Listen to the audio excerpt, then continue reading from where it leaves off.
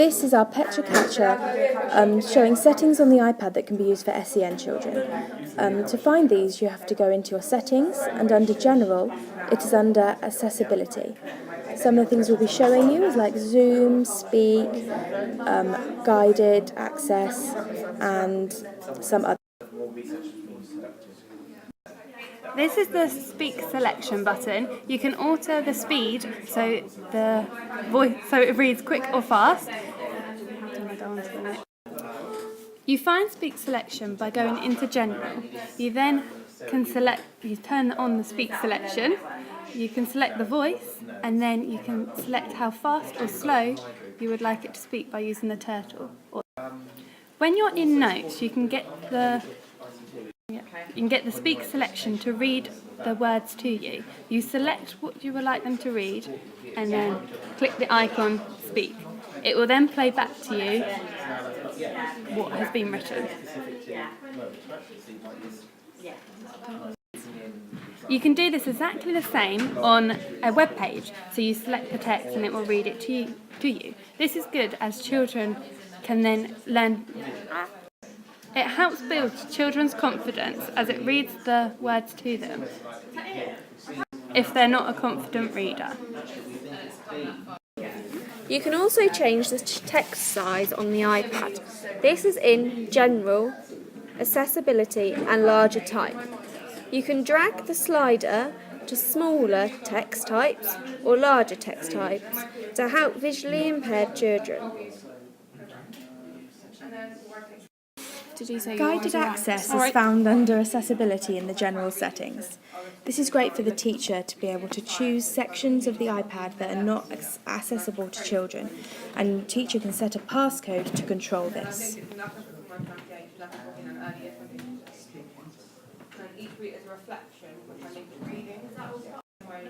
For example, here is an Early Birds app.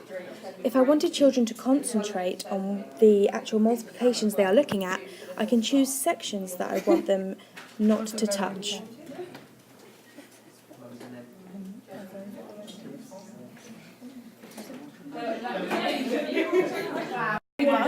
For example, here, I've managed to black out the how to play and the about. So all that they can choose is the actual game content, like play now, best times, and your egglets. You'll see later on how this works within the context of the game.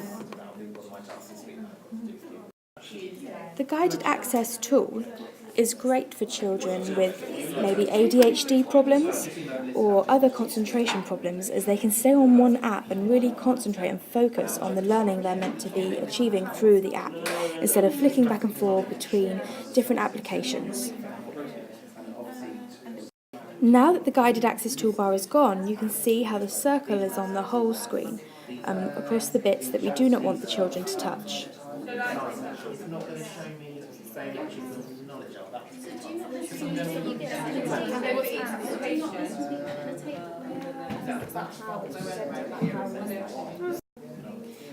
This shows how the child can focus on finding multiples of 11 without pressing the cancel or the pause, so that they're fully focused on learning their 11 times table.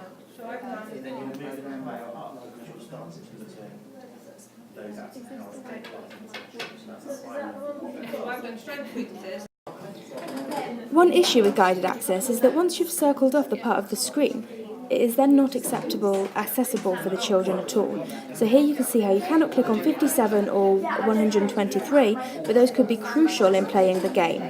This is one thing you have to consider when using guided access with children. You can also turn on Zoom through the General settings. Zoom magnifies the entire screen. You can double tap using 3 fingers to zoom and drag the 3 fingers to move around the screen.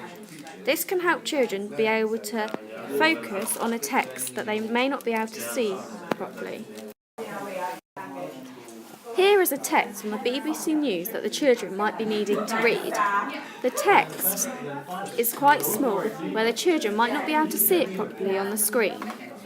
This is where they can use the zoom, using their 3 fingers to zoom in, to be able to read the writing clearer.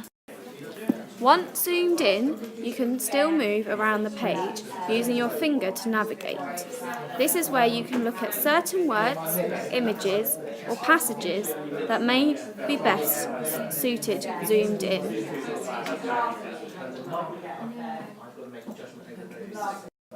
Assistive touch, found also under accessibility in the general settings, helps children with very poor mobility skills, as they don't have to touch any of the buttons, but instead everything is accessible from the iPod screen.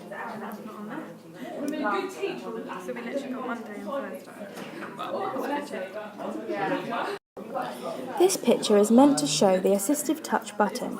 It's normally a white circle and it can be moved to any side of the screen, but unfortunately when you take a screenshot it disappears.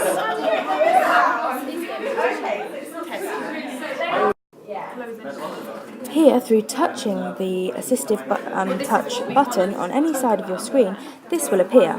You can go to your favourites, you can go back to home without touching the home button, or go to the device, or even to Siri, which we will come across later.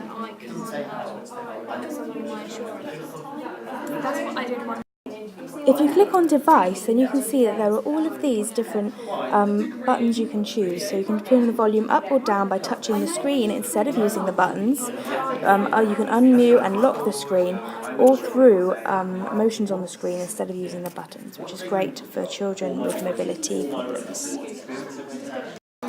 Here is Siri, which is a personal organiser available through the iPads 3 only. She will ask you what you can help you with, you can text, make notes, or verbally through it. This is great for children with maybe memory problems who want to record notes or other things.